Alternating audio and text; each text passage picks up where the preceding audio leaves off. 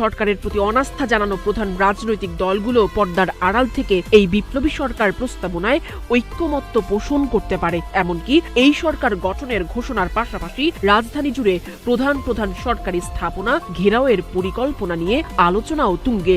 তারা দাবি জানাবে নিরাপত্তা দিতে ব্যর্থ হয়েছে, হাদি হত্যাকাণ্ডের শিকার হয়েছে এই সরকার, আপাতমস্তক ব্যর্থ এই সরকারকে সরিয়ে দিতে হবে, ইউনূসকে চলে যেতে হবে এবং মাহমুদুর রহমানকে রাষ্ট্রপতি করে নাহিদ ইসলামকে প্রধানমন্ত্রী করে একটা নতুন জাতীয় সরকার ঘোষণা করা হবে এবং এই সরকার যতদিন খুশি বাংলাদেশের ক্ষমতায় বসে থাকবে, কেউ তাদেরকে কিছুই বলতে পারবে না। আজকে এই একটি পক্ষ, একটি চক্রান্তকারী গোষ্ঠী, দেশবিরোধী গোষ্ঠী, দেশটাকে অস্থিতিশীল করে তোলার জন্য তারা আজকে একটা বিপ্লবী সরকার গঠনের একটা প্ল্যান তারা করেছে। বিপ্লবী সরকার অথবা একটা প্যারালাল সরকার।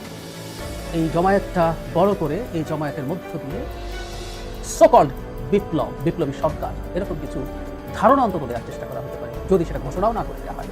আজকে একটা বিপ্লবী সরকার গঠন করার জন্য একটা গোষ্ঠী সব আয়োজন সম্পন্ন করছে। আমাদের কাছে এ পর্যন্ত যে তথ্য আসছে সে তথ্য অনুযায়ী মাহমুদুর রহমান, আমার দেশের সম্পাদক মাহমুদুর রহমানকে প্রধান করে একটা বিপ্লবী সরকার গঠন করা হতে পারে।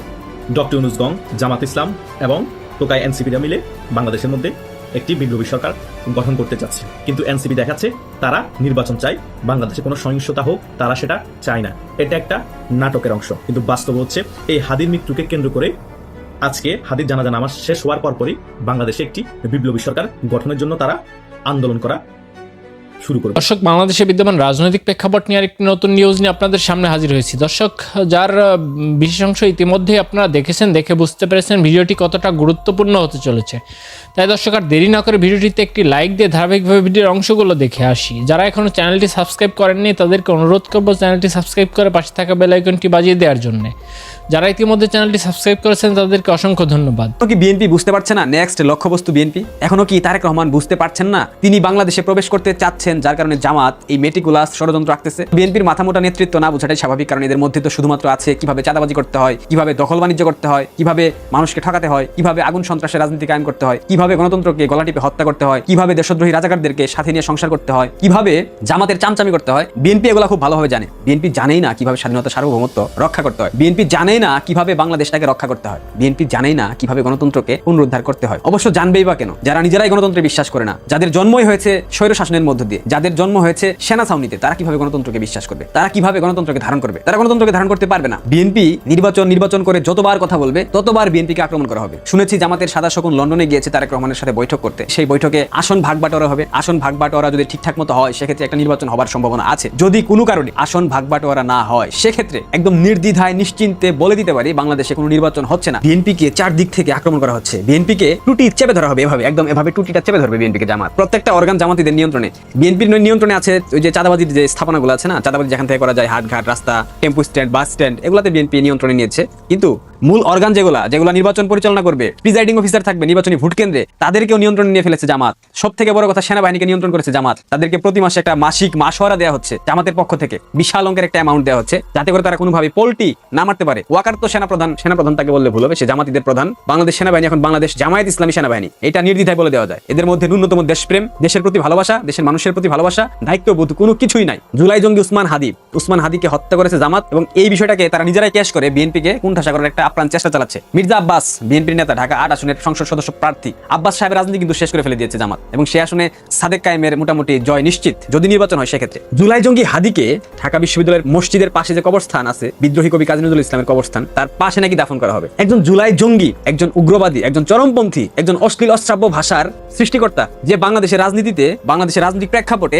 অশ্লীল ভাষার ফুলঝুরি ছড়িয়েছে, অশ্লীল ভাষার প্রবর্তক, এই জঙ্গি হাদির মৃত্যুতে বাংলাদেশের তথাকথিত তৌহিদি জনতা গত দুদিন যাবৎ বাংলাদেশ ব্যাপী যা করতেছে এটা কোনোভাবে মেনে নেওয়ার মতো না। ছায়ানটে আগুন দেওয়া হয়েছে গত পরশু, গতকাল রাতে উদীচিতে আগুন দেওয়া হয়েছে, উদীচির প্রধান কার্যালয়কে একদম আগুন দিয়ে জ্বালিয়ে দেওয়া হয়েছে। এমনকি বন্ধুসভা সেটাকেও ভেঙে ফেলা হয়েছে, আগুন দিয়ে জ্বালিয়ে দেওয়া হয়েছে। মানে বাংলাদেশে আপনি কখনো সংস্কৃতি চর্চা করতে পারবেন না। বাংলাদেশের বাঙালি জাতীয়তাবাদের যে চর্চা সেটাকে আপনি করতে পারবেন না। বাঙালির হাজার বছরের সংস্কৃতি, জারি সারি বাউল গান, যাত্রা গান, পালা গান, এগুলোর আপনি চর্চা করতে পারবেন না, এগুলো আপনি গাইতে পারবেন না। বাংলাদেশে কোনো টেলিভিশনে সিনেমা চলবে না, কোনো নতুন নাটক, মঞ্চ নাটক হবে না, কোনো সিনেমা রিলিজ হবে না, কিছুই চলবে না। বাংলাদেশে চলবে শুধু বুরখা, হিজাব, হাত মোজা, পা মোজা, পায়ের টাকনু পর্যন্ত জামা কিংবা প্যান্ট, পাঞ্জাবি, তারপর আপনার মাথার মধ্যে কি পাগড়ি, হোয়াটএভার কিছু একটা বলে সেটা। মানে বাংলাদেশ হবে আফগান আর বাঙালিরা হবে তালেবান। এই তথাকথিত জুলাই জঙ্গি, এই বাচ্চারা পরিকল্পিতভাবে বাংলাদেশটাকে ধ্বংস করতেছে। বিদ্রোহী কবি কাজী নজরুল ইসলামের কবরের পাশে জুলাই জঙ্গিকে সাহিত্য করতে হবে, এইটা কোথাকার ব্যাখ্যা ভাই? আমার মাথায় আসতেছে না। এ ধরনের উদ্ভট যদি কোনো কর্মযোগ্য বাংলাদেশে করা হয়, সেক্ষেত্রে আমি আপনাদেরকে বলে রাখি, আজ থেকে 10 বছর 15 বছর পরে হলেও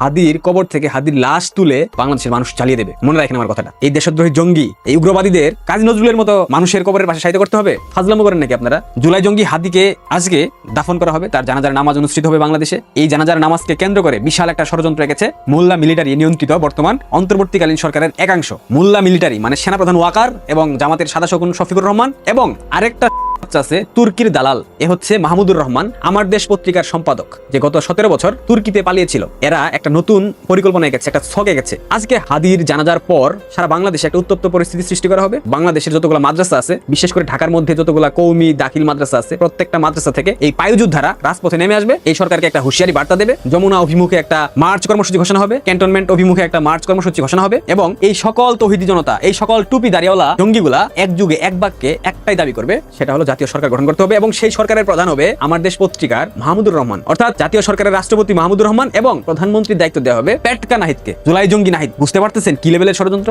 সুদখোর ইউনুস যেই ফ্রাঙ্কেস্টাইন সৃষ্টি করেছে বাংলাদেশে, এই ফ্রাঙ্কেস্টাইন সুদখোর ইউনুসকে চেটে পুটে খাবে, এটা নিশ্চিত। আপনার যেভাবে উত্থান, আপনাকে সেভাবে মরতে হবে। ছোটবেলায় একটা গল্প শুনতাম, সাপুরেদেরকে সবসময় সাপেই কেটে মেরে ফেলে, মানে সাপে কামড় দিয়ে মেরে ফেলে। ইউনুস যে ফ্রাঙ্কেস্টাইন সৃষ্টি করেছে, যেই দৈত্যগুলাকে ইউনুস জন্ম দিয়েছে, যেই মবস্টারদেরকে ইউনুস জন্ম দিয়েছে, যেই মব সন্ত্রাসীদেরকে ইউনুস টাকা দিয়ে ক্ষমতা দিয়ে পেলে পুষে মোটা তাজা করেছে, এই মব সন্ত্রাসীরা ইউনুসকে মব করে হাদির এখানে পাঠিয়ে দেবে। মনে রাখবেন, আজকে হাদির মৃত্যুকে কেন্দ্র করে সারা দেশব্যাপী একটা উত্তেজনাকর পরিস্থিতি সৃষ্টি হবে। একটা জঙ্গি হামলা বাংলাদেশ ব্যাপী হবে, বিভিন্ন স্থাপনা নষ্ট করা হবে। তারা দাবি জানাবে নিরাপত্তা দিতে ব্যর্থ হয়েছে, হাদি হত্যাকাণ্ডের শিকার হয়েছে, এই সরকার আপাতমস্তক ব্যর্থ, এই সরকারকে সরিয়ে দিতে হবে, ইউনুসকে চলে দিতে হবে এবং মাহমুদুর রহমানকে রাষ্ট্রপতি করে নাহিদ ইসলামকে প্রধানমন্ত্রী করে একটা নতুন জাতীয় সরকার ঘোষণা করা হবে এবং এই সরকার যতদিন খুশি বাংলাদেশের ক্ষমতায় বসে থাকবে, কেউ তাদেরকে কিছুই বলতে পারবে না। অর্থাৎ নতুন একটা ম্যান্ডেট নেওয়ার জন্য এই হাদির লাশকে সামনে এনে একটা নতুন চক্রান্ত আঁকা হয়েছে। এই চক্রান্তের মূল মাস্টারমাইন্ড সেনাপ্রধান ওয়াকার, পাকিস্তানের আইএসআই, তুর্কি এবং আমার দেশ পত্রিকার মাহমুদুর রহমান। এখানে মতিচুরের লাড্ডু এবং আনাম রসগোল্লা, যে বুঝেন নাই, প্রথম আলোর মতিচুর মানে মতিউর রহমান, আর আনাম রসগোল্লা হচ্ছে ডেইলি স্টার আনাম রসগোল্লা, মাহফুজ আনাম, এরাও সম্পৃক্ত আছে। দেখেন নাই যে মব সন্ত্রাসীরা প্রথম আলো ডেইলি স্টার জ্বালিয়ে দিল, তাদের প্রতি কোনো অভিযোগ নাই, তাদের প্রতি কোনো ক্ষোভ নাই। কি একটা অদ্ভুত পরিস্থিতি! এত বড় একটা বিল্ডিং জ্বালিয়ে পুড়ে ছারখার করে দিল, ঐতিহ্যবাহী দুইটা গণমাধ্যমকে জ্বালিয়ে দিল, অথচ তাদের মালিকের মধ্যে কোনো প্রকার ভ্রুক্ষেপ নাই। অর্থায়ন তুর্কি থেকে এসেছে। এই পত্রিকাকে আবার নতুন করে ঠিকঠাক করার জন্য যা যা টাকা প্রয়োজন, যা যা লজিস্টিক সাপোর্ট প্রয়োজন, সবকিছু বাইরে থেকে চলে এসেছে অলরেডি। তার জন্য তাদের কোনো ভ্রুক্ষেপ নাই। হাসতে হাসতে একটা কথা মনে পড়তেছে, মেরেছো কলসির কানা, তাই বলে কি প্রেম দেব না? করেছো বলাৎকার, তবুও বলবো তোমরা চমৎকার, তোমরা চমৎকার, তোমরা চমৎকার। বুঝেন নাই? মেরেছে কলসির কানা জুলাই জঙ্গিরা মাহফুজ আনাম এবং মতিউর রহমানকে, তাই বলে কি প্রেম দেবে না? অবশ্যই প্রেম দিতে হবে। করেছে তাদেরকে বলাৎকার, তারপরেও তারা বারবার বলতেছে, আবারও বলবে, পুনরায় বলবে চমৎকার, চমৎকার, চমৎকার। হাদির জানাজাকে কেন্দ্র করে আজকে একটা বিপ্লবী সরকার গঠন করার জন্য একটা গোষ্ঠী সব আয়োজন সম্পন্ন করছে। আমাদের কাছে এ পর্যন্ত যে তথ্য আসছে, সে তথ্য অনুযায়ী মাহমুদুর রহমান, আমার দেশের সম্পাদক মাহমুদুর রহমানকে প্রধান করে একটা বিপ্লবী সরকার গঠন করা হতে পারে, এই জানা যায়। এটার সব আয়োজন মোটামুটি সম্পূর্ণ। আমাদের কাছে চারিদিক থেকে অনেক খবর আসতেছে, 2 দিন ধরেই খবরগুলো আসতেছে। এবং এই যে প্রথম আলোতে, ডেইলি স্টারে, ছায়ানট, উদিচি, ভারতীয় হাইকমিশনার ঘেরাও এবং চট্টগ্রামে উপ হাইকমিশনারের বাসভবনে হামলা, রাজশাহীতে হামলা, খুলনাতে হামলা, এগুলো হলো আবার 32 নম্বর ভাঙিয়া একেবারে চুরমার করে দেওয়া। এগুলো একটা প্রেক্ষাপট তৈরি করা হয়েছে। এখন বিএনপি অফিসে আগুন দেওয়া হয়েছে, বংশাল আগুন, এখনো কন্ট্রোলে আসে নাই আগুন, এখন দাও দাও করে জ্বলতেছে বিএনপি অফিসে। আজকে শুক্রবার, গতকালকে শুক্রবারে, আজকে তো শনিবার, গতকাল শুক্রবারে হাদির স্মরণে যে একটা শোকসভা আয়োজন করা হয়েছিল, গণজমায়েতের আয়োজন করা হয়েছিল শাহবাগ চত্বরে। সেইখানে আপনারা দেখেছেন, আমরা চিহ্নিত লোকগুলোকে সেখানে আমরা দেখেছি। সে লোকগুলো হলো যিনি আনসারুল্লাহ বাংলা টিমের, কথিত আছে, এটা আমরা বিভিন্ন মিডিয়ায় দেখেছি, যে আনসারুল্লাহ বাংলা টিমের যিনি আধ্যাত্মিক গুরু জসিমউদ্দিন রহমানি, মুফতি জসিমউদ্দিন রহমানি, তিনার অসংখ্য ভিডিও ফেসবুক ইউটিউবে আছে। ওনার বক্তব্য হলো একটাই, মানুষকে নাস্তিক সাব্যস্ত করা আর তার কল্লা কাটা। তো জঙ্গিবাদে কিছু জঙ্গিবাদ মামলায় কিছু জঙ্গি ধরা পড়ার পরে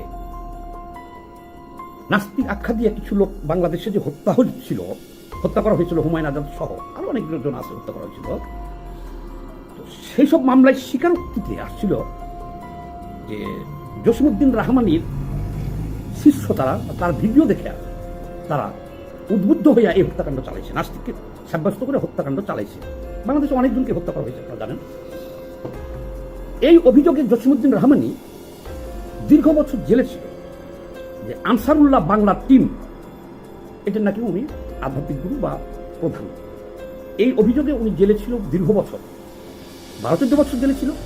তার মধ্যে উনি এই 5ই আগস্টের পরেও ছাড়া পাই নাই, মনে হয় মাস 6 আগে ছাড়া পাইছে। 2024-এর এই গণ অভ্যুত্থানের পরে জেলে তো আর কেউ নাই। ডেস্টিনি রফিকুল আমিন যে 42 লক্ষ গ্রাহকের হাজার হাজার কোটি টাকা মারছে, সে থেকে শুরু করে যত ধরনের অপরাধী ছিল সবাইকে কিন্তু ছেড়ে দেওয়া হয়েছে। সেই সুবাদে জসিমউদ্দিন রহমানীও জামিনে বেরিয়ে আসছে। এই একজনের দেখলাম, উনি গতকালকে এই হাবিব শোকসভায় জুম্মার নামাজের টাইম হয়ে গেছে, জুম্মার নামাজটা কিন্তু সেখানেই আদায় করা হয়েছে শাহবাগ চত্বরে।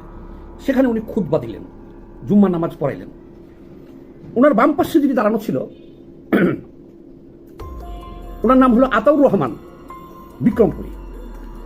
কয়েকদিন আগেও দেখবেন যে উনি যে টঙ্গীতে মুফতি মহিবুর রহমানকে অপহরণের একটা নাটক সাজাইল যে, এবং পুলিশের উপর চড়াও হইল। ইনি হলো আতাউর রহমান, মুফতি আতাউর রহমান বিক্রমপুরী। ইনারাই দেখছেন কাশিমপুর কারাগারের সামনে যে র্যাব কারারক্ষী সবাইকে গালাগালি করতেছিল ওনার নেতৃত্বে, যে ভিতরে যারা জঙ্গিবাদের অভিযোগে আটকা আছে তাদেরকে ছেড়ে দেওয়া হোক। ভয়ঙ্কর ব্যাপার হলো, এই মতবাদে বিশ্বাসী অনেক লোককে আমরা কালকে দেখেছি। তাহলে কি জসিমউদ্দিন রহমানী ওখানে খুতবা দিয়েছে, বক্তব্য রেখেছে, নামাজ আদায় করাইছে, আবার সমাবেশে বক্তব্য রেখেছে, সারাদিন ছিল। মুফতি আতাউর রহমান বিক্রমপুরী ছিলেন। এই ধরনের অভিযোগ যাদের বিরুদ্ধে আমরা বিগত আমলে বিভিন্ন পেপার পত্রিকা মিডিয়ায় সবখানে দেখেছি, এরকম অনেক লোককে কিন্তু আমরা কালকে ওখানে দেখেছি। এটি হলো আতঙ্কের কারণ। ওইখানে অনেক লোককে দেখেছি আমরা কালকে গালাগালি করতে, যে শুয়োরের বাচ্চা সেনাপ্রধান, তোর জন্য আমরা যা করতে চেয়েছিলাম তা হয় নাই, এখন সেটা আমরা করব। এই বক্তব্য ওখানে আমরা পেয়েছি। এই রাতের আগের রাত্রে সার্জিস আলম একটা পোস্ট দিয়েছে, আর নাসিরউদ্দিন একটা পোস্ট দিয়েছে যে এনসিপি চিনেন তো সমন্বয়ক নাসিরউদ্দিন পাটপানি, উনি পোস্ট দিয়েছে যে রেভুলেশন, বিপ্লব, নতুন করে বিপ্লব। কিছুক্ষণ পরে দেখলাম সার্জিস আলম পোস্ট দিচ্ছে যে মহান আল্লাহর দরবারে শুকরিয়া, আল্লাহ নতুন করে সুযোগ করে দিয়েছে। অর্থাৎ এনসিপির এই দুই গুরুত্বপূর্ণ নেতার পোস্টে দেখলাম তারা আল্লাহ শুকরিয়া আদায় করতেছে যে 5ই আগস্টের পরে তারা বিপ্লবী সরকার শহীদ মিনারে নিজেরা গঠন করতে চেয়েছিল, সেটা হয় নাই। আল্লাহ আবার এই 15 মাস পরে তাদেরকে সেই সুযোগ দিয়েছে। আল্লাহর কাছে সার্জিস আলম শুকরিয়া আদায় করে ফেসবুকে পোস্ট দিয়েছে। নাসিরউদ্দিন পাটোয়ারি পোস্ট দিয়েছে রেভুলেশন বলে। আর এইদিকে একটা জুম মিটিং হয়েছে, জুম মিটিং আমরা যতটুকু জেনেছি, সেখানে পিনাকি ভট্টাচার্য ছিল, সাংবাদিক ইলিয়াস ছিল, শিবিরের নাকি শোনা যাচ্ছে শফিক, ওনার নাম কি মাসুদ, ওনার নামও শফিকুর রহমান মাসুদ আর কি, সে ছিল। আর বাকিগুলোর নাম পাই নাই, তারা সবাই ছিল সেখানে। তো সেখান থেকে মাহমুদুর রহমানকে অ্যাড করা হয়েছে, এবং মাহমুদুর রহমান বলছে যে দেশের প্রয়োজনে যদি তাকে এরকম পদ দায়িত্ব দেওয়া হয় তাহলে তারা রাজি আছে, উনি রাজি আছে। এই 2 দিনে এত কিছু ঘটছে সুপরিকল্পিতভাবে, এই কারণে এটা আপনাদেরকে বলে দিলাম। আমার বিএনপির অফিসে আগুন দেওয়া হয়েছে আজকে সকালবেলা। তো প্রিয় দেশবাসী, সবাই চোখ কান খোলা রাখেন। আজকে শনিবার, দেখেন যে এবং তারা নাকি সরকারের 2জন উপদেষ্টা এবং সেনাবাহিনীর বিভিন্ন স্তরে কথাবার্তা বলেছে। এখন ব্যাপারটা আমাদের কাছে এইরকমই মনে হইতেছে যে দেখেন, তারা যত অগ্নিসংযোগ, মব সন্ত্রাস, নতুন করে এগুলো সব ঘটেছে, সেনাবাহিনী চেয়ে চেয়ে দেখতেছে। এখন যদি সেনাবাহিনী নিউট্রাল হয়ে যায়, তারা যদি ওই শাহবাগে একটা সরকার ঘোষণা দিয়ে দেয়, বিষয়টা কেমন হবে? নাকি ইউনূস সরকারের মদত আছে? সরকার, পুরো রাষ্ট্রযন্ত্র ইউনূস সরকারের হাতে, সেনাবাহিনী সহ। এগুলোকে দমন করতে যদি সরকার চায়, কয় ঘন্টার ব্যাপার। সেনাবাহিনী যদি অ্যাকশনে যায় পুলিশ সাথে করে নিয়ে, খুঁজেও পাওয়া যাবে না। এই এক বেলার মধ্যে এদেরকে আর খুঁজে পাবেন না কোথাও। কিন্তু ডালমে কুচ কালা হাই, এখানেই আমাদের সন্দেহটা যে ডক্টর ইউনূস সরকার কি একটা গেম খেলতেছে? এদেরকে দিয়ে একটা সমান্তরাল সরকার ঘোষণা দিয়া, তারপরে নির্বাচনটা বন্ধ করে দিয়া, উনি হয়তো তাদের ক্ষমতাটা দীর্ঘমেয়াদী করার জন্য, আনলিমিটেড করার জন্য কি একটা গেম খেলতেছে? দর্শক, আশা করি না টেনে সম্পূর্ণ ভিডিওটি দেখেছেন, দেখে বুঝতে পেরেছেন। দর্শক, আপনাদের গুরুত্বপূর্ণ মন্তব্য কমেন্ট সেকশনে দিয়ে যাবেন। পাশাপাশি চ্যানেলটি যদি সাবস্ক্রাইব করে না থাকেন, অনুগ্রহ করে চ্যানেলটি সাবস্ক্রাইব করে পাশে থাকা বেল আইকনটি বাজিয়ে দিন।